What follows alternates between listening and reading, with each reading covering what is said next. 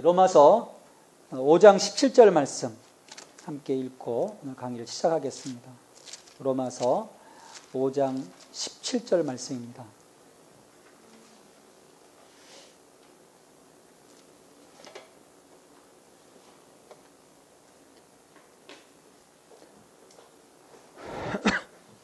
(5장 17절) 같이 읽습니다. 한 사람의 범죄로 말미암아 사망이 그 한 사람을 통하여 왕노릇하였은즉 더욱 은혜와 의의 선물을 넘치게 받는 자들은 한 분 예수 그리스도를 통하여 생명 안에서 왕노릇하리로다. 아멘. 우리 많은 사람들이 구원을 받고 구원받은 것으로 만족하고 거기에 멈추는 경우들이 참 많습니다. 하나님은 그게 전부가 아니거든요. 우리를 구원해 주신 그 목적이 있습니다. 우리 항상 그 문의 단계, 처음의 단계에 머물러 거기에 그냥 만족하고 사는 거죠. 복음이 주는 변화가 있습니다. 이 땅에 복음이 들어와서 우리가 이제 오늘 그 말씀을 통해서 복음에 대한 구체적인 내용들을 또 확인할 것인데 1장 17절 로마서 복음에 대해서 이야기를 합니다. 복음이 뭐냐? 굿 뉴스, 기쁜 소식, 좋은 소식. 복음이 뭐냐?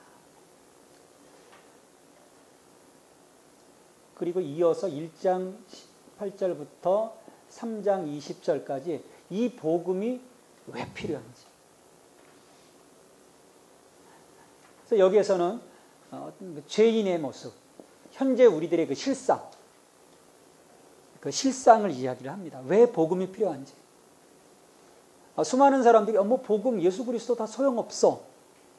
근데 성경은 현재 우리의 모습, 하나님의 영광이 이루지 못하는 어떤 죄인의 모습을 부각시키면서 이것 때문에 우리의 복음이 필요하다. 복음이신 예수 그리스도가 필요하다. 이야기를 해요. 그러니까 출발이신 예수 그리스도, 복음의 내용이신 예수 그리스도를 이야기하고 그 예수님이 왜 필요하신지, 그 당위성을 여기서 죄인, 어떤 그 인간의 그 비참한 죄된 상태, 그래서 왜 복음이 필요한지를 설명해 주기 위해서 제 실상을 설명을 합니다. 그리고 16장으로 가면 마지막 결론 부분이죠. 마지막 결론 부분 로마서 숙제를 내드렸는데 마지막 16장에 보면 어떤 얘기가 나옵니까? 누구에게 무난하고 누구에게 무난하고 수많은 사람들의 이야기가 나와요. 이 16장이 뭐냐면 바울의 사역을 돕는 교회들을 이야기하는 겁니다. 수많은 그 교회들.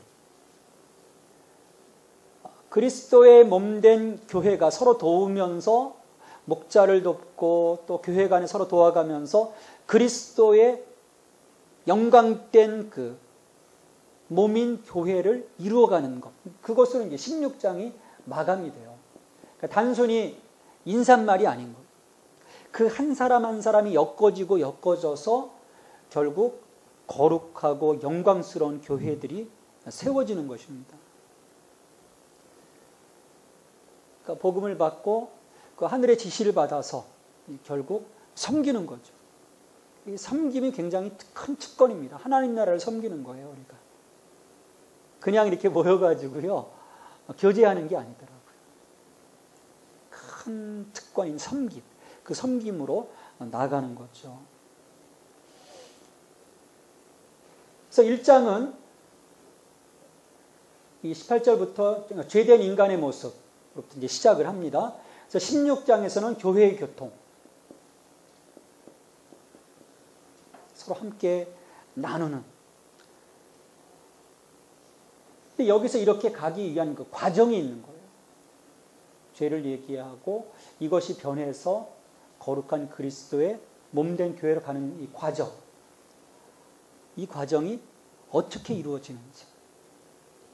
그래서 로마서는 이 과정을 보여줍니다.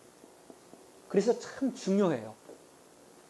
로마서의 과정이 어떤 우리의 그 신앙의 그 흐름, 그 로드맵, 여기에 그 목표치에 도달하기 위한 그 과정들이 무엇이 필요한지. 왜냐하면 우리가 과정이 중요하잖아요. 어떤 그 결과치를 이루어내기 위해서는 과정이 굉장히 중요합니다. 그래서 이 로마서가 그런 그 점에 있어서 굉장히 중요한 서신이에요. 한 번 이상 읽어보신 분, 로마서. 한 분, 두 분, 세 분, 네 분, 다섯 분. 와. 저도 읽었습니다. 전 3번 읽었습니다. 이번 시간에.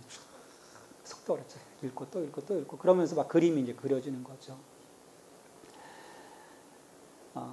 먼저, 죄인 된 우리를 하나님이 친히 의롭다 인정해 주신 거예요. 친의. 솔직히 나는 의롭지 않아요. 누구 때문에? 예수 그리스도, 복음이신 예수 그리스도로 인해서 내가 의롭다 여김을 받는. 그러니까 법적으로 너 이제 죄인 아니야. 의로운 사람이야. 근데 실상은 아직은 우리의 그 부족함이 있지만 하나님 우리를 이제 의롭게 여겨주신 거예요. 친의. 이건 뭐냐면 지금 나는 더러워요. 아직 죄 가운데 있어요. 근데 하나님의 의가 나를 둘러싸는 거예요. 하나님의 의가. 갑자기 구원받고 예수 믿었다고 우리가 의로워지지 않지 않습니까? 어제 예수 믿은 사람이 오늘 갑자기 할렐루야, 복음이 뭐 못해요. 나가서 담배 물고 있거든요. 술 먹고 못된 짓 하고. 그런데 하나님이 예수님 때문에 너 의롭다 해주시고 하나님의 의로 감싸주신, 이게 친입니다. 하나님의 의로 감싸주신. 그러면서 이 감쌌던 하나님의 의가 내 속에 침투해 들어오기 시작합니다. 침투해 들어오기 시작해요. 여러분, 이게 무슨 과정일까요? 이게 바로 성화예요. 내가 체질적으로 막 의로워지는 게 결코 아닙니다. 우리는 죄인이에요. 오랜 동안 그 죄 가운데 속박되어 있던 인생입니다. 그러나 하나님이 나를 의롭다 여겨주시고 하나님의 의로 감싸주시고 이것이 시간이 지나면서 내 체질 속으로 하나님의 의가 파들어옵니다. 침체 들어옵니다. 그러면서 나의 그 잘못된 구석 하나하나를 하나님이 변화시켜 주시기 시작하죠. 그게 바로 성화입니다. 이게 구분이 되시죠? 칭의와 성화.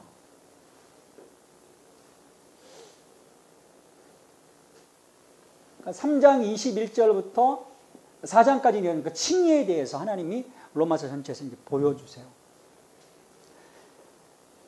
그리고 하나님의 의가, 이게 이제 5장 이후 8장까지, 7장까지 이런 그 성화의 과정들, 어떤 그 죄로부터, 율법으로부터, 그 옛사람의 그 존재로부터 내가 조금씩 거룩해져가는 과정들을 5장, 6장, 7장에서 쭉 보여줍니다. 그리고 이것이 뭐로 발전하냐면 이제 영화로 발전해요. 영화.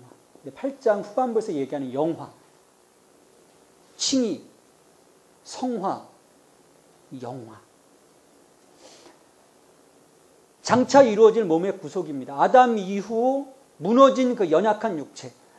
하나님이 최초로 우리를 창조하셨을 때 하나님의 형상으로 창조하셨고요. 생기를 불어넣어서 생명이 되었다. 하나님의 거룩한 DNA로 우리를 창조하셨어요. 그런데 죄로 인해서 그것이 파괴되었잖아요. 다시금 칭의, 성화의 과정을 통해서 그 몸의 구속, 다시금 하나님 그 원래 창조의 모습, 그 거룩한 모습으로 회복시켜 가십니다. 그래서 영광스러운 형체로 변화되는 그 몸의 구속, 그게 영화입니다. 지금 내가 벗어버립니다. 하나님 앞에 영화의 모습으로. 이 과정을 로마서가 하나하나 보여줍니다. 그리고 이 단계를 넘어서 이제 12장 이후 16장까지, 15장까지라고 할 수 있겠네요. 15장까지는 뭐냐면 그리스도인의 그 몸의 역할, 즉 그리스도의 몸으로 어떻게 살아가야 하는가. 하나님을 향해서, 세상을 향해서, 또 사람들을 향해서 우리가 어떤 삶을 살아가야 하는가. 그것을 하나하나 12장, 13장, 14장, 15장 하나하나 바울이 이야기를 합니다. 그리고 다시 마지막 16장에서는 그리스도의 몸된 그 교회, 성령으로 서로 교통하는 교회, 그것을 로마서 전체가 그림으로 보여주고 있죠. 이 조직신학에 있어서 칭의, 성화, 영화는 굉장히 중요합니다. 이 부분에 대한 분명한 그 인지를 우리가 좀 하고 있어야 되는데, 로마서가 바로 그런 부분에 있어서 기초를 놓는 책이에요. 그래서 여러분들이 그 로마서를 명확하게 정리가 되고 거기에 대한 그 복음에 대한 확신, 그런 그 과정들, 그리고 이 복음에 그 지향해야 되는, 복음이 마지막 이루고자 하는 구원의 그 골이 무엇인지를 명확하게 알면 우리는 구원받은 이후의 그 삶에 있어서 지금과 같은 다른 차원의 삶을 살아갈 수 있습니다. 멋진 그리스도, 어떤 그 오늘 그 주제 5장 17절 생명 안에서 왕노릇한 삶의 원리, 그것을 배움으로써 내가 그런 능력 있는 삶을 살아갈 수가 있는 거예요. 왜 우리가 구원받은 이후 하나님이 그렇게 많은 권세와 통치권을 주셨음에도 불구하고 우리가 이렇게 살아갈까? 여전히 세상을 향해서 세상을 이기는 그 믿음으로써 피의 증거를 가지고, 물의 증거를 가지고, 성령의 증거를 가지고 이기지 못하고 내 복음을 선포하지 못하고 살아갈까? 이 과정을 우리가 겪지 못했기 때문에, 이 과정을 인지하지 못했고 내가 거기에서 거쳐야 될 과정 하나하나를 정확하게 밟지 못했기 때문입니다. 좋은 결과가 나올 수가 없는 거죠.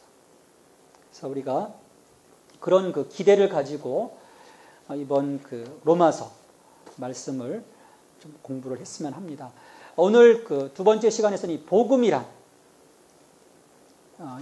로마서 1장 1절부터 17절까지의 말씀을 통해서 복음에 대해서 우리가 함께 좀 말씀을 나누기를 원합니다. 복음이란 뭐냐? 성경에서 말하는 그 복음을 우리가 먼저 이야기할 수 있어요. 우리 마가복음 1장 1절에 보면 복음서, 마태, 마가, 누가, 요한을 우리가 복음서라고 하는데, 특별히 마가복음에서는 첫머리부터 그 복음을 선포를 합니다. 하나님의 아들 예수 그리스도의 복음의 시작이다. 누구의 복음이냐? 하나님의 아들이신 예수 그리스도의 복음의 시작이라고 이야기를 하고 있고요. 또 누가복음 2장 10절에서는 온 백성에게 미칠 큰 기쁨의 좋은 소식을 너에게 전한다 말합니다. 여러분에게는 어떤 소식이 가장 기쁜 소식입니까? 어떤 소식을 들으면 여러분 행복해지시겠어요? 갑자기 문자가 딱 와요. 띵동. 당신의 통장에 10억이 입금되었습니다. 그런 소식을 기다리십니까? 그런 일은 없더라고요. 오히려 사기꾼들이 있어가지고요. 그 며칠 그 저의 전화 그 통신요금 그 통지서가 왔는데요. 전혀 내가 타치하지도 않은 돈이 3만 원이 빠져나간 거예요. 소액 결제에 의해서. 확인할 길이 없는 거예요. 자기네들도 모른대요. 언제 당했어요. 사기당했어요. 근데 우리의 주변에서는 이런 소식밖에 없어요. 좋은 소식. 정말 우리의 마음을 막 들뜨게 하고 행복해 하는 그 좋은 소식이 어디에 있을까? 과연 그것이 있는가? 근데 성경에서는 큰 기쁨의 좋은 소식. 그래서 2장 11절에서 곧 그리스도 예수니라고 얘기를 합니다. 큰 기쁨의 좋은 소식. 그것이 바로 하나님의 아들 예수 그리스도다. 그러니까 성경을 요약하면 그것이 성경 전체가 큰 기쁨의 좋은 소식이라는 거예요. 그래서 그 성경 전체는 예수 그리스도예요. 성경의 내용은 예수 그리스도입니다. 성경의 주제는 하나님의 나라. 그래서 구약은 오실 메시아, 신약은 오신 메시아. 그 내용 전체가 바로 예수 그리스도에 대한 거예요. 그래서 우리가 복음이신 예수 그리스도를 깨닫는다. 그러니까 복음의 내용이신 그 예수 그리스도의 이름들을 통해서 복음을 통해서 우리의 삶 속에서 이루어지는 그 하나님의 역사들을 우리가 이제 살펴볼 텐데, 이 복음이신 예수 그리스도 안에서 우리가 크게 느낄 수 있는 것은 뭐냐면 그 선십과 킹십이거든요. 내가 하나님의 거룩하신 형상으로 창조되었어요. 죄로 인해서 그 형상이 훼손됩니다. 내 복음이신 예수 그리스도가 내 삶 속에 들어오심으로 내가 그분을 영접함으로써 그분이 살아있는 시, 그 DNA를 가지고 내게 오심으로써 내가 다시금 그 하나님의 생명으로서 복원이 되어진다. 그래서 내가 복음을 접한다. 복음을 깨달았다. 그러면 먼저 해야 될 일이 뭐냐면 하나님을 닮아가는. 로마 그 레위기 19장에서 말씀하신 것처럼 내가 거룩한 것처럼 너희도 거룩하라. 인격의 변화입니다. 마음의 변화예요. 이 마음의 자소는 하나님의 나라가 하나님이 임재하시는 자소입니다. 그래서 내가 복음을 접하면, 내가 예수님을 만나면, 하나님의 그 임재하심을 경험하면 가장 먼저 나타내야 될 부분이 뭐냐면 하나님이 거하시는 이 자소인 마음, 내 인격이 변화돼야 돼요. 왜? 그분을 모셔야 되니까. 그분이 거할 만한 환경으로 나를 리모델링해야 합니다. 그게 복음을 깨닫고 복음을 접한 사람들이 해야 할 첫 번째 일입니다. 만약 이 일이 안 이루어졌다면 그 속에는 예수 그리스도가 없는 거예요. 모시고 있지 않은 거예요. 왜냐하면 모시고 있다면 그렇게 안 할 수가 없습니다. 우리 손님들 오시면 어떻습니까? 귀한 손님 오면 그 전날부터 청소하잖아요. 만약 딱 들어갔는데 막 다 널브러졌다. 그럼 그 사람은 귀한 손님이 아닙니다. 귀한 손님이라면 몇 날 며칠 청소하잖아요. 그리고 복음을 깨달은 인간이 해야 할 두 번째 일은 정복, 다스림. 이게 뭐 어떤 그 독재자적인 그런 게 아니고요. 킹십, 선한 그 통치력, 거룩한 통치력. 일단 그 하나님의 그 말씀과 하나님 주신 그 생명의 능력을 가지고 사람들을 살리는 그 일들, 그 사역들을 우리가 감당을 해야 되죠. 왜냐하면 하나님이 우리를 구원해 주시고 또 우리로 하여금 그 유월절, 그 죄사함에 대한 그 은총과 그것으로 인한 그 세례를 경험하게 하고 세례받은 이후에 광야의 훈련을 통해서 우리를 하나님의 성전으로 갖고 가시잖아요. 그래서 우리를 하여금 비우게 하시고 다시금 신의 산, 그 말씀의 산으로 가셔서 우리에게 말씀을 주시고 그 말씀과 더불어서 그 말씀이 살아날 때 하나님께 예배하는 자의 삶을 하나님 요청하시거든요. 그래서 맨 마지막에 하나님이 요구하시는 꼴은 뭐냐면 왕 같은 제사장, 생명 안에서 왕 노릇하는 하나님의 그 선한 통치력을 가지고 사람들을 살리는 자, 생명의 부양자, 요셉처럼 그걸 원하시는 거예요. 그래서 이 기본적인 이 부분, 내 삶이 변화되어지고 내 마음, 내 인격이 변화되고 하나님 주신 그 능력의 권세를 가지고 나가야 됩니다. 우리가 마가복음에서도 보면 예수님의 그 사역을 보면 처음 제자들을 택하시고 그들에게 어떻게 하십니까? 귀신 쫓는 권세를 주셨어요. 나가라 이거예요. 나가서 살리라는 거죠. 여러분의 귀신 쫓는 권세가 있습니까? 오히려 귀신 앞에 서면 쫄아붙나요?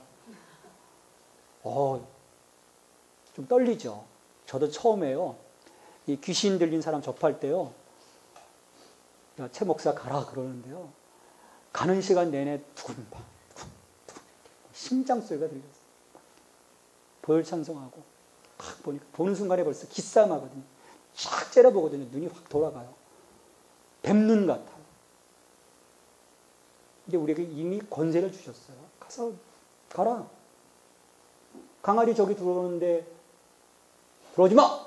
그러면 강아지가 들어올까요? 안 들어올까요? 강아지 들어오면 죽여야 돼요. 못 들어옵니다. 주인이 무서우면. 근데 웃으면 들어와요. 우리 집 강아지도 보니까 이렇게 들어오지 마! 그랬다가 서로 막 웃고 있으면 어느 순간 여기 와 있어요. 그게 권세가 있는 거예요. 그래서 몰아내야 되죠. 자, 복음이신 예수 그리스도 1장 1절 말씀을 좀 보면서 하겠습니다. 예수 그리스도의 종 바울은 사도로 부르심을 받아 하나님의 복음을 위하여 택정함을 입었으니 복음을 위해 바울이 선택되었어요. 하나님 나라를 하나님의 이 구속사를 이루어 가시는 도구는 누굽니까? 하나님이 직접 하시나요? 천사가 하나요? 아닙니다. 우리입니다. 여기 앉아 계신 한 사람 한 사람을 하나님이 복음을 위해서 선택해 주시는. 그러니까 사람이 구속사에 쓰임을 받습니다. 하나님이 나를 또 부르셔서 선택하실 수 있는 거예요. 그래서 그는 그리스도의 종이었습니다. 예수 그리스도의 종 바울은 종. 서번트가 아닙니다. 그 정도가 아니에요. 슬레이브예요. 슬레이브. 완전 노예입니다. 여기서 말하는 그 개념은. 여러분, 예수님의 노예이십니까? 근데 바울은요, 그 당대의 그 학식에 뛰어난 자거든요. 가말리엘, 그 당시 그 학파, 두 개의 학파가 있는데, 그 가말리엘의 제자예요. 히브리인 중에 히브리인이고, 또 로마의 시민권이 있었고, 우리 옛날에도 한때는 미국 시민권 갖고 있으면 괜히 폼 잡았잖아요. 그것처럼 로마의 시민권자였어요. 그리고 예수를 믿는 자들을 박해하던 자였었는데 다메섹 도상에서 예수 그리스도를 만나고 그가 복음을 바라보기 시작하면서 나는 그리스도의 노예입니다. 슬레이브입니다. 나는 종입니다. 복음에 미친 자입니다. 그 종이면서 또 자기를 인지하기를 사도로 부르심을 받았다. 사도. 여러분, 사도가 누굽니까? 사도. 아무나 사도라고 안 하죠. 예수님과 함께 3년간 예수님의 그 부르심 속에서 함께 했던 자들이 사도예요. 베드로, 야고보, 요한, 안드레, 빌립, 그런 사람들. 바돌로메, 도마, 마태, 이런 사람들이 사도예요. 친히 불러. 그리고 예수님 살아계실 때 그 삶을 친히 목격한 자들. 그리고 십자가 부활의 산증인이 될 수 있는 자. 이게 사도입니다. 그러니까 이 사도는 12명밖에 없는 거예요. 근데 물론 이제 유다는 예수님을 배신하고 죽어서 새로 마띠아 하나 뽑지 않습니까? 그게 공식적인 사도로서는 끝인 거예요. 근데 바울도 예수님 승천하신 이후에 바울은 예수님을 만나거든요. 예수님이 친히 부르셨거든요. 나도 사도로 부르심 받았다. 근데 이걸 좀 시기하는 사람들은 네가 언제 예수님 살아계실 때 부름 받았냐. 그래서 항상 이 사도권 문제가 큰 논쟁거리였어요. 그래서 이 대적자들, 바울의 대적자들이 늘 그거 갖고 물어줬어.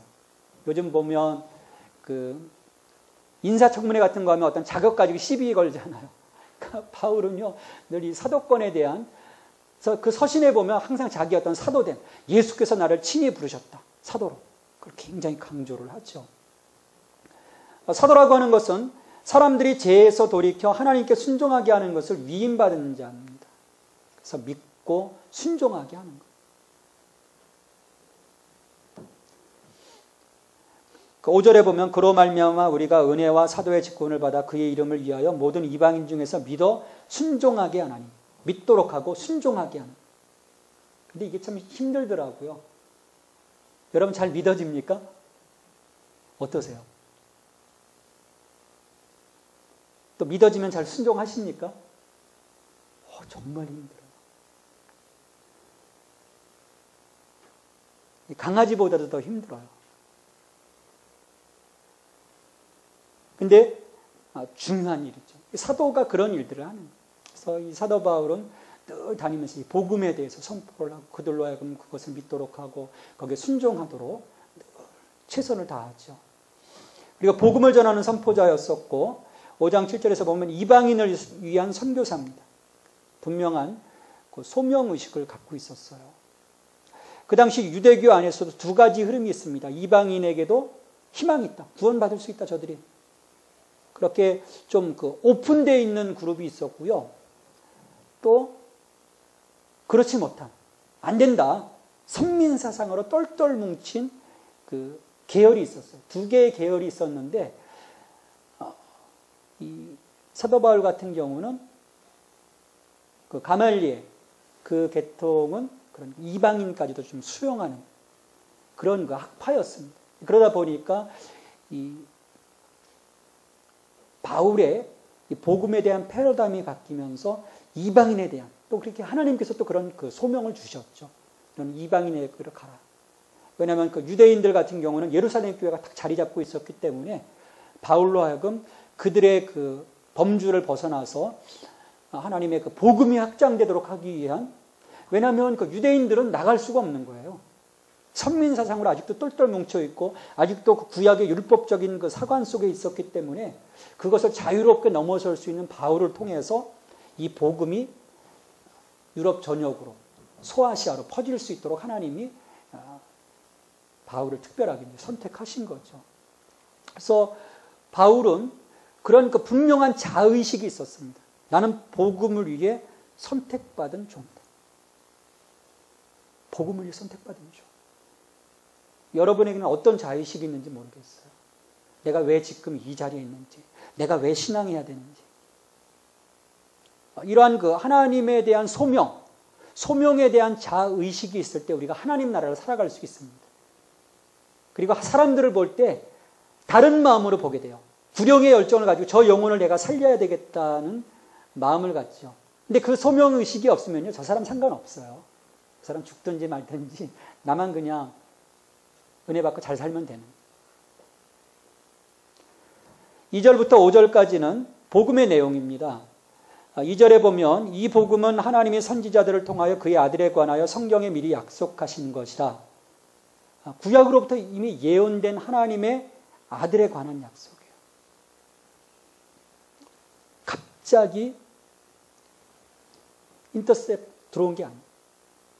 예전부터 예언되어졌던 것. 그래서 유대교인 이 사도 바울도 복음으로 인해서 어떤 발상의 전환이 되면서 그걸 다 수용할 수 있었던 거예요. 왜냐하면 그 놀라운 것은 사도행전을 보면 그가 예수님을 만나고 며칠 만에 사람들 앞에 서가지고 예수가 하나님의 아들이라고 외치거든요. 보통 사람이라면 있을 수 없는 것인데 그가 갖고 있었던 방대한 구약의 지식을 하나님이 역발상으로 바꿔주시니까 아 그렇구나. 바로 하나님의 아들이라는 복음을 선포하고 다닙니다. 그래서 예언된 하나님의 약속의 말씀이 있었기 때문에 그것이 가능했던 거죠. 그리고 1장 3절부터 4절에서 보면 그의 아들에 관하여 말하면 육신으로는 다윗의 혈통에서 나셨고 성결의 영으로는 죽은 자들 가운데서 부활하사 능력으로 하나님의 아들로 선포되셨으니 곧 우리 주 예수 그리스도시니라. 인성과 신성을 다 가지신 분. 참 하나님이시면서 참 인간이신. 우리 인간의 지식으로 이성적으로는 좀 이해하기 힘든 부분이에요. 근데 이분이 참 하나님이 아니셨다면 그냥 인간이었다면 우리의 죄를 감당할 자격이 되지 않습니다. 의미가 없는 거예요. 왜냐하면 하나님이 성육신했다는 것은 하나님이 낮아지셔서 우리 가운데 오셔서 우리를 대신해서 죽으시겠다고 하는 그 목적을 이루기에는 부적격한 거예요. 그냥 인간이라는. 근데 참 하나님? 근데 참 하나님만 되신다면 또 의미가 없죠. 왜? 신이 이 땅에 내려오셔서 고통받을 수 있나요? 죽을 수 있나요? 아니거든요. 근데 참 하나님이시면서 참 인간이셨기 때문에 우리를 위해서 희생제물이 되실 수 있으셨던 거예요. 그래서 이 3절로 4절까지 인성과 신성, 참 하나님이시면서 참 인간이신 분이다. 이것 때문에 이 두 가지를 동시에 가지신 분인데 이걸 따로따로 하다 보니까 수많은 이단들이 나왔어요. 우리 교회사에 보면 이것 때문에 수많은 사람들이 또 죽었습니다. 그다음에 사도의 직분을 주신 분으로 5절에 나와 있고 2절 그의 아들의 복음, 그의 아들에 관하여 그의 아들, 그 다음에 9절에 보면 그의 아들의 복음 안에서, 또 5절에서도 보면 그의 이름을 위하여, 또 10장 13절에서도 보면 그 이름에 대한 부분이 나오죠. 예수님의 그 이름, 다양한 이름들이 주어져 있어요. 누구든지 주의 이름을 부르는 자는 구원을 받으리라. 주의 이름. 예수님을 일컫는 그 명칭들이 4가지 크게 분류가 됩니다. 첫 번째가 예수. 우리 주 예수. 우리를 죄를 사해 주신 분, 죄로부터 구원해 주신 분. 예수란 말이에요. 예수님이라는 이름 속에는 죄의 문제 해결. 그러니까 예수님이 이 땅에 오신 것은 우리의 죄의 문제, 우리가 갖고 있는 원죄의 문제를 해결해 주시기 위해서 오셨다. 제사함을 위해서 죄의 문제가 해결이 됩니다. 복음을 통해서, 복음이신 예수 그리스도를 통해서. 그리고 두 번째, 살아계신 하나님의 아들. 살아계신 하나님의 아들. 생명의 문제를 해결해 주시는 거예요. 살아계신 하나님의 아들이 이 땅 가운데 오시면서 하나님의 거룩한 그 DNA, 하나님의 거룩한 씨를 우리 가운데 다시금 회복시켜 주셔서 내가 산 영이 되게 해주십니다. 그전에는 사망 가운데 있었는데 생명 가운데로 우리를 불러주시는 거죠. 생명의 문제가 해결이 돼요. 그래서 영생의 은혜를 주세요. 여러분, 영생이 뭡니까? 그냥 단지 길게 생명을 늘려놓은 게 아니거든요. 하나님의 통치하심 가운데 하나님과 동행가는 삶이에요. 근데 내 생명이 해결됨으로써 내가 하나님과 함께하게 되죠. 살아계신 하나님의 아들, 이름 속에서 우리에게 주어지는 복음의 소식이 있죠. 그 다음에 예수 그리스도. 1장 4절에서도 우리 주 예수 그리스도시니라. 그리스도에 대해서 얘기합니다. 그리스도란 말이 뭡니까?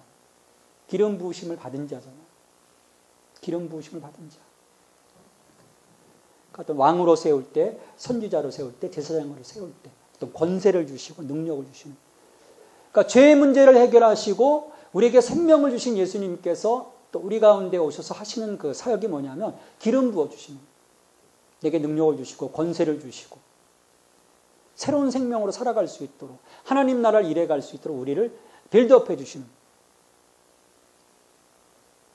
이 기름 부으심이 없이는 우리는 아무것도 할 수 없습니다. 그리스도를 통해서 우리 가운데 이루어지시는 이제 놀라운 사역 가운데 하나죠. 그래서 이 능력 가운데 하나님의 후사로 살아갈 수 있도록 하시는 거예요. 그러니까 여전히 우리가 뭔가 능력 없는 삶을 살아갔다, 힘 없는 삶을 살아가고 있다. 내가 예수 믿었음에도 불구하고 아직 기름 부음이 없는 거예요. 기름 부음이 없기에 그가 아무것도 할 수 없는 거죠. 그 다음에 임마누엘, 마태복음 1장 23절에 그 이름은 임마누엘이라 하리라. 예수님이 또 마지막 승천하시면서 제자들에게 말씀하실 때 내가 세상 끝날까지 너희와 항상 함께 하시겠다 말씀을 합니다. 임마누엘. 관계 문제를 해결해 주시는 거예요. 우리가 하나님의 모든 사람이 죄를 범하여 하나님의 영광에 이르지 못하던 관계가 단절되어 있는데 임마누엘, 예수 그리스도께서 오셔서 하나님과 우리의 관계를 회복시켜 주시죠. 그리고 세상 끝날까지 우리와 함께 하시는 거예요. 이게 복음입니다. 죽을 수밖에 없는 사망의 어두운 자리 가운데 있는 자를 생명의 자리로 이끌어 주셨어요. 하나님의 아들이 되게 해주셨어요. 또 능력 있는 후사로 살게 해주시고 또 세상 끝날까지 홀로 가지 않도록 우리 함께 하시겠다는 게 이게 복음입니다. 그래서 우리가 예수 그리스도, 살아계신 하나님의 아들 예수 그리스도, 임마누엘, 이걸 통해서 사람들에게 왜 이 복음이 뭔지를 우리가 보여드릴 수 있어야 돼요. 그래서 이 복음이 지향하는 게 뭐냐? 복음의 목적. 복음의 목적은 바로 성도들입니다. 성도들을 하나님께서 세워가시기 위함이요. 너희도 그들 중에서 예수 그리스도의 것으로 부르심을 받은 자니라. 로마에서 하나님의 사랑하심을 받고 성도로 부르심을 받은 모든 자에게 하나님 우리 아버지와 주 예수 그리스도로부터 은혜와 평강이 있기를 원하노라. 성도는요, 예수 그리스도의 것으로 부르심을 입은 자입니다. 우리는 누구 것? 예수님 거예요. 내 것이 아닙니다. 내 거라고 생각하잖아요. 그래서 내가 마음대로 하잖아요. 예수님 것이에요. 또 7절 상반절에 보면 성도는 하나님의 사랑을 입은 자입니다. 하나님의 사랑을 입은 자. 그래서 하나님의 사랑을 입었기에 또 하나님 그 사랑을 가지고 사랑하는 거죠. 그래서 요한일서 4장 7절에 보면 사랑하지 아니하는 자는 하나님을 알지 못한다. 하나님의 속성, 사랑. 그 사랑이 우리 가운데 없다면 우리가 하나님을 아직 알지 못하는 거예요. 왜냐하면 내가 하나님의 사랑을 흠뻑 입었다면 그 받은 사랑을 가지고 또 가서 나눌 수 있는 거거든요. 딜리버리 하는 거거든요. 그래서 하나님이 우리를 살리시기 위해서 이제 독생자를 주셨고요. 또 그로 인해서 서로 사랑하는 것이 마땅하다 말씀을 하죠. 그리고 성도는 구별되도록 부르심을 받은 자입니다. 성도, 구별된 자잖아요. 구별됨을 부르시도록. 우리 창세기 1장에서도 보면 그 하나님이 그 창조를 해감에 있어서 그 거듭난 자들의 어떤 특징, 그것을 보면 구별시키시는 거예요. 어둠과 빛을 구별시키시고 물과 묻을 구별시키시고 하나하나 구별시키시죠. 땅과 하늘을 구별시키시고. 성도는 하나님의 은혜 안에서 이 세상과 구별된 삶, 어떤 경계선 신자로 살아가지 말아야 되죠. 세상은 재미있는 게 경계선 신자를 요구해요. 적당하게 해야지. 뭐 그렇게 멀리 가려고 하니. 그냥 요 정도. 그러니까 세상과 교회 그 중간에서 가다 고개하듯이 가도록 만들죠. 복음을 주신 목적은 바로 우리를 위해서입니다. 우리에게 사랑을 주시고 우리를 구원해 주시고 우리를 세워가시고 하나님의 구별된 자로 그래서 하나님의 얼굴로 하나님의 은혜로 살아갈 수 있도록 복음을 우리 가운데 주신 거예요.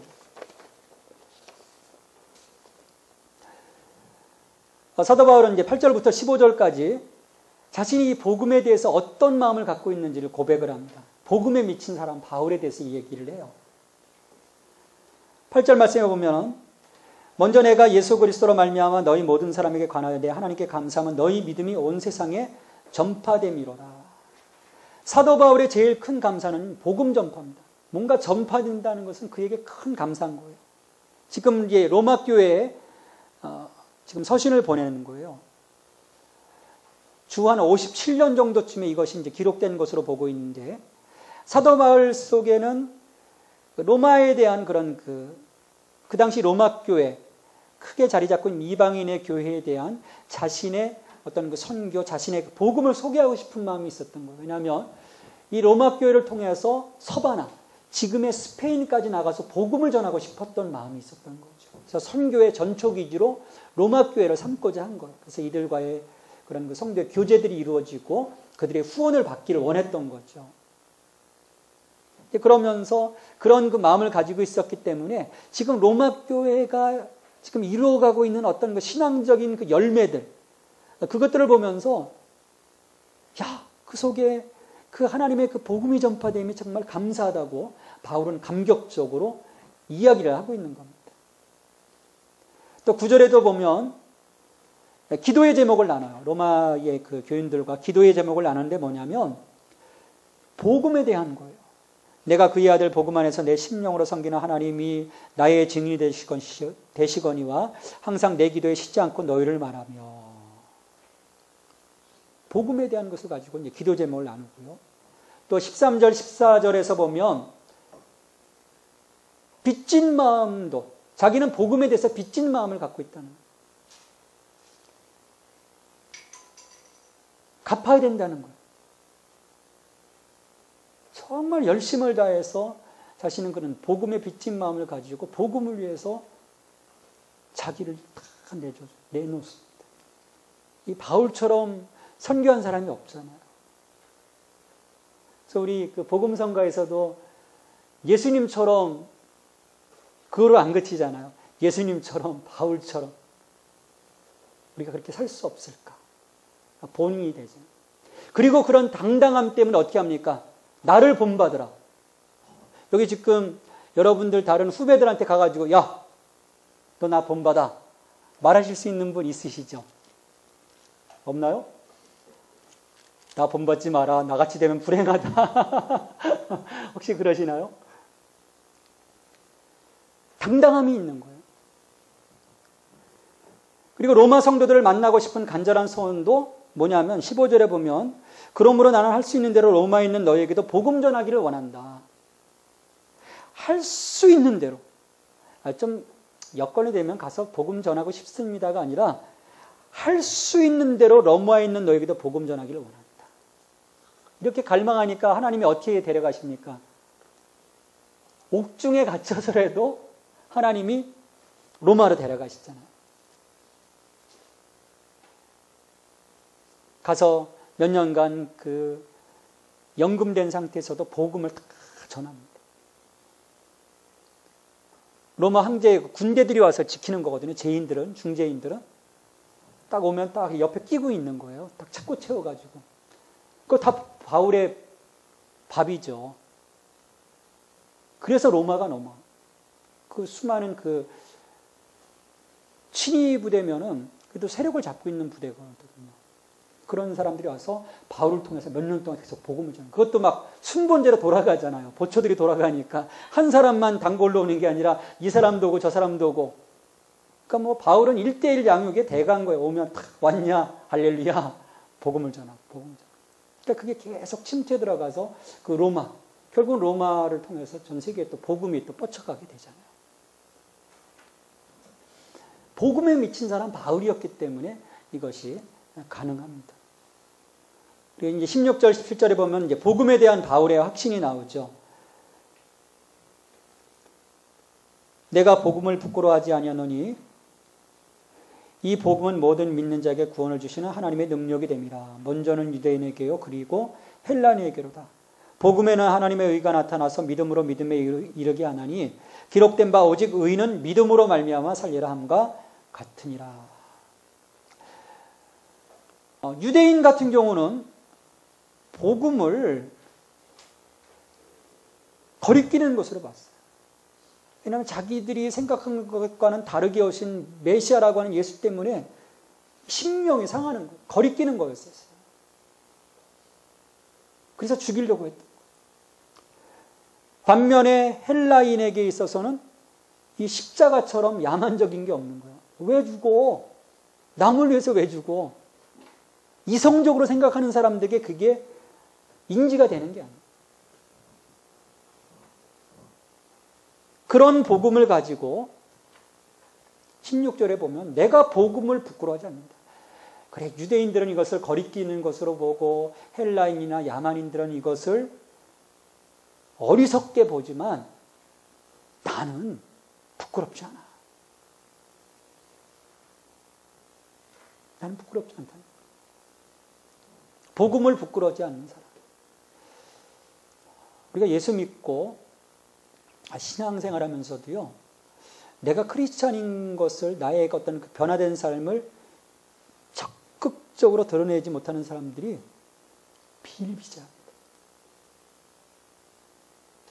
식당에서 그때 식사기도 해야 된다는 건 좀 배워가지고 식사기도 아닌 것처럼 탁 하기도 하고,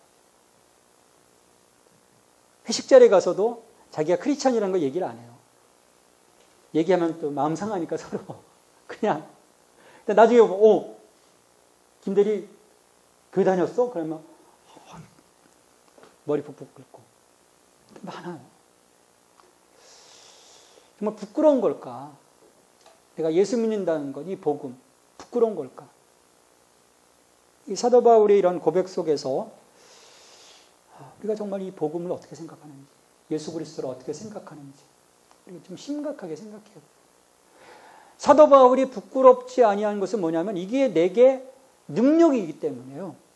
이 복음은 모든 믿는 자에게 구원을 주시는 하나님의 능력이 됩니다. 복음은 능력이라는 거예요. 왜? 생명을 살리는 거잖아요. 못된 것이 아니거든요. 내가 좋은 것을 소유하면요, 가만히 있으니까 막 이야기하잖아요. 유대인, 이방인에게 구별이 없는 하나님의 능력이 된다 얘기를 합니다. 복음에는 하나님의 의가 나타나서 믿음으로 믿음에 이르게 하나니 기록된 바 오직 의인은 믿음으로 말미암아 살리라. 복음에는 하나님의 의가 나타나는 거예요. 하나님의 의. 왜 하나님의 의가 필요합니까? 쉽게 하나님의 의. 이것 때문이에요. 우리 죄 때문에. 우리 죄 때문에 결국 어떻게 됩니까? 여기 3장 9절부터 12절까지 보면 모든 인간이 죄 아래에 있다고 얘기를 합니다. 죄 아래에 있는 거예요. 그래서 하나님의 진노가 내릴 수밖에 없어요. 하나님의 진노가.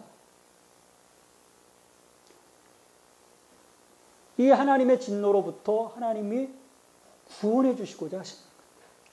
그래서 하나님의 의가 나타나서 우리의 그 모든 그 예수 그리스도를 믿는 자를 구원해 주시는 거죠. 그래서 그 3번에 보면 복음에는 하나님의 의가 나타나 있다. 하나님은 의로우신 분이다. 하나님은 의로우신 분이세요. 또 하나님은 의를 제공해 주시고 또 우리로부터 의를 요구하시는 분입니다. 자, 그렇다면 우리가 하나님의 의를 어떻게 얻을 수 있을까? 어떻게 얻을 수 있습니까? 신의. 믿음으로 의롭다. 믿음으로. 내 행위, 결코 내 행위로 의로워질 수가 없습니다. 우리가 다 하나님 말씀처럼 살 수가 없기 때문이에요. 믿음. 오직 의인은 믿음으로 말미암아 살리라. 믿음으로 구원받고 믿음으로 하나님의 의에 도달하고. 여러분 믿음을 뭐라고 생각하십니까? 믿음. 우리가 믿음 하는데 그냥 말씀에 시키는 대로 인도하시는 대로 따라가는 게 사실은 믿음입니다. 그냥 있는 그대로 오케이 알겠습니다. 토달지 않고 그게 믿음이거든요. 그러니까 하나님을 신뢰하고 그리스도를 신뢰하고 그 약속을 그냥 따르는 것 그게 믿음입니다. 그러니까 우리의 어떤 행동적인 것을 통해서 우리를 의롭다 여겨주시는 것이 아니고 오직 그 믿음, 예수님을 향한 믿음, 하나님을 향한 그 믿음, 성령님을 향한 그 믿음 거기에 순종하도록 우리를 요청하시는 거죠. 그러니까 결코 어렵지 않은 것이지만 또 결코 쉽지 않은 거예요. 결코 어렵지 않지만 결코 쉽지도 않아요. 그래서 아직도 많은 사람들이 믿음의 길에 이르지 못합니다. 이것을 내가 내려놓지 못하기 때문이에요. 아직도 내가 나의 그 삶의 주권, 그 통치, 그 자리를 내가 주님께 이양하지 못하기 때문이죠. 그래서 이처럼 그 그리스도이신 예수 그리스도 그 복음, 큰 기쁨의 좋은 소식 우리에게 던져주신 거예요. 그리고 사도 바울을 통해서 그 복음이 전해지도록 하셨습니다. 이렇게 하나님이 이 땅 가운데 성육신으로 하나님이시지만 참 하나님이시지만 참 인간으로 오신 것은 뭐냐면 우리를 위해서 오신 거예요. 우리로 하여금 믿음으로 의에 이르도록 그 과정을 이루어 가시기 위해서 이 땅 가운데 오신 거죠. 그래서 우리의 삶을 구원해 주시고자 하시는 그런 그 목적입니다. 그래서 우리가 여기에 대한 이 복음에 대한 확신, 이런 그 확신을 가질 수 있는 이 로마서를 통해서 복음에 대한 확신. 사도 바울이 어떻게 저런 그 확신을 가질 수 있었을까? 어떻게 부끄러워하지 않을 수 있지? 어떻게 저것을 그 시간마다 그는 전하고자 했을까? 그 바울의 그 여정을 통해서 우리가 그 믿음을 내 믿음으로 소유할 수 있어야 됩니다. 이게 로마서에서 보여주고 싶은 그런 메시지예요. 그 하나님의 구원을 이루어 가시는 하나님의 그 믿음의 꼴에 믿음의 그 목적을 이루어 가시는 그 과정, 로드맵 하나하나를 통해서 어떻게 우리가 그리스도의 몸으로 세워져 가는지, 어떻게 내가 이러한 그 죄의 구속으로부터 내가 벗어날 수 있는지, 그 원리들을 우리가 배우고 그 원리들을 내가 하나하나 나의 것으로 삼을 때 우리가 로마서 5장 17절 말씀처럼 생명 안에서 왕노릇하는, 그러니까 내가 예수족이 아니고 여전히 아담족, 예수를 차단하고 아담족으로 살아가면 우리는 사망 안에서, 사망 안에 거한 여전히.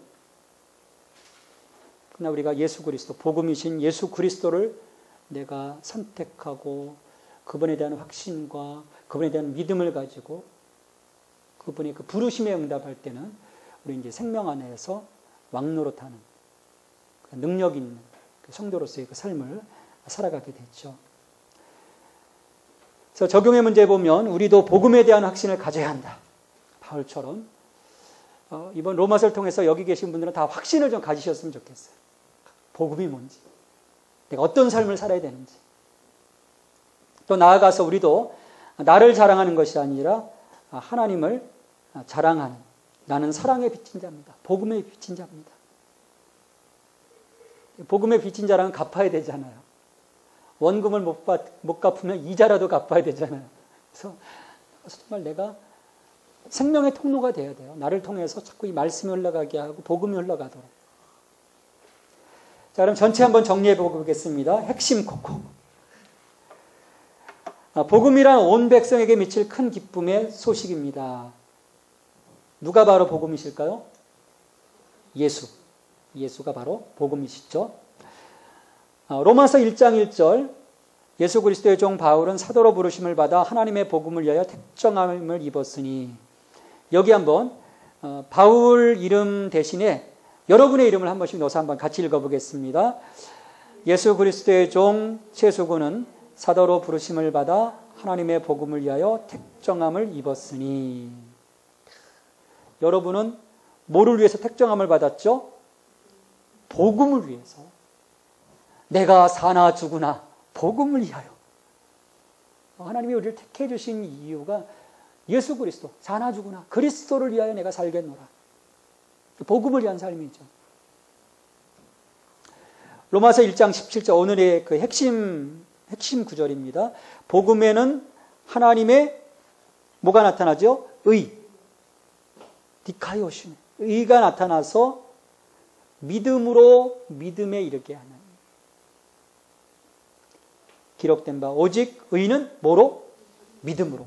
여기 다 땡땡이에는 거의 이제 믿음이에요. 믿음. 오직 믿음으로. 오직 믿음으로.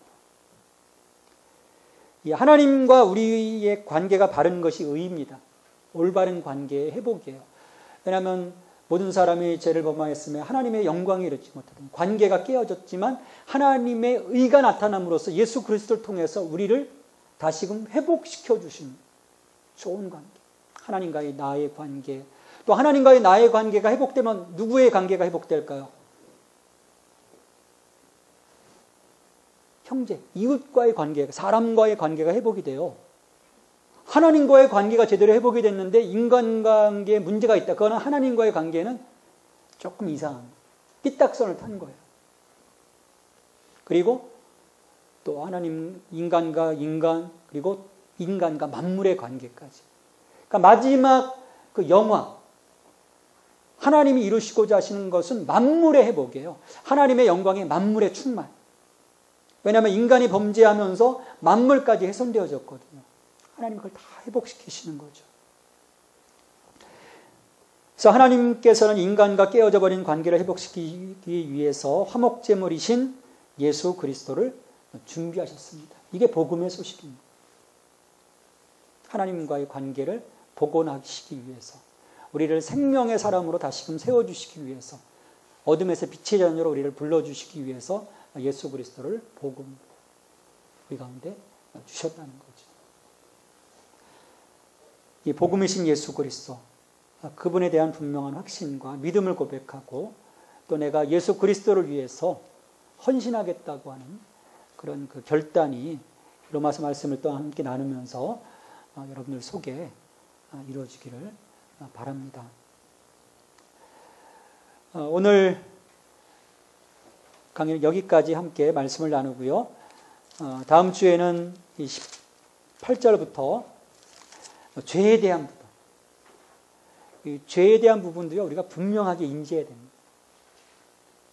이 죄가 뭔지. 우리가 이 죄에 대해서 너무 쉽게 생각하는 경향들이 있거든요. 근데 죄는요, 심각한 겁니다. 그래서 같이 우리의 어떤 그 상태, 왜 복음이 필요한지 그 부분을 또 같이 다음 주에 나눌 수 있도록 이렇게 하겠습니다. 또 다음 주에 오실 때도 한 장 또 읽어오세요. 로마서 계속 읽는 겁니다. 이 공부하는 동안에 그럼 10번 정도를 최소한 읽을 수 있어요. 10번 읽으면요, 마지막 끝마칠 때는 전체를 한번 통으로 얘기할 겁니다. 그러면 제가 왔다 갔다 해도 아마 여러분들 머릿속에 로마서가 복음이 뭔지 분명해질 거예요. 기도하고 마치겠습니다. 하나님 아버지 감사합니다. 오늘 복음이신 예수 그리스도, 또 복음이신 예수 그리스도의 부르심을 통해서 사도로서 복음의 빚진 자가 되어 그 복음을 증거하기를 기뻐했던 바울의 모습을 보게 됩니다.